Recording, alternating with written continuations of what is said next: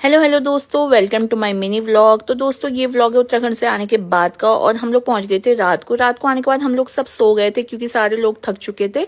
और ये है अगली मॉर्निंग का व्लॉग। आज था मेरा ऑफ, तो पूरे घर की ना डस्टिंग और क्लीनिंग करनी थी क्योंकि 15 दिन से हम लोग थे उत्तराखंड में।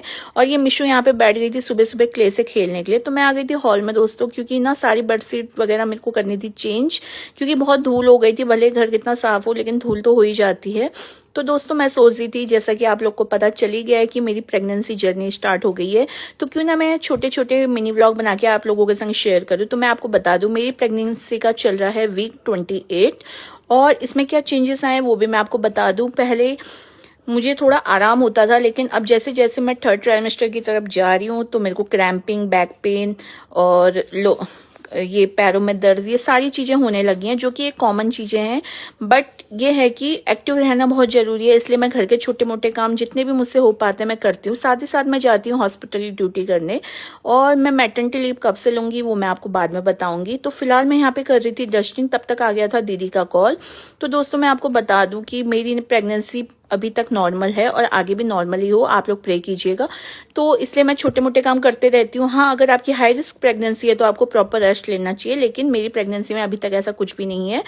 तो मैं आपको बता दूं कि मेरी ड्यू डेट अभी आने में टाइम है, तो मैं चाहती हूँ जितना भी मुझसे काम हो पाता है मैं साथ के साथ करते रहूं, खाली बैठे ना रहूं, क्योंकि जितना आप रेस्ट लोगे ना, आप रेस्ट की साइड ही चले जाओगे और फिर आपको डिलीवरी के टाइम पे बहुत दिक्कतें फेस करनी पड़ती हैं। तो यहाँ पे मैं लगा रही थी पोछा, और मम्मी यहाँ पे करने लगी थी नाश्ता। तो यहाँ पे ना मेरे को भी नाश्ता करना था, लेकिन मैंने सोचा पहले काम निपटा लूं। और ये हम घर से लेके आए थे पहाड़ी केले और आम, तो फटाफट मैंने ये नाश्ता भी कर लिया। और यहाँ पे मिशू ने क्ले से इतने सुंदर सुंदर पहाड़ बनाए थे, आप देख सकते हो। तो ये नाश्ता वगैरह करके ना मैं लग गई थी और दूसरे कामों में, जो कि बहुत सारे मुझे करने थे।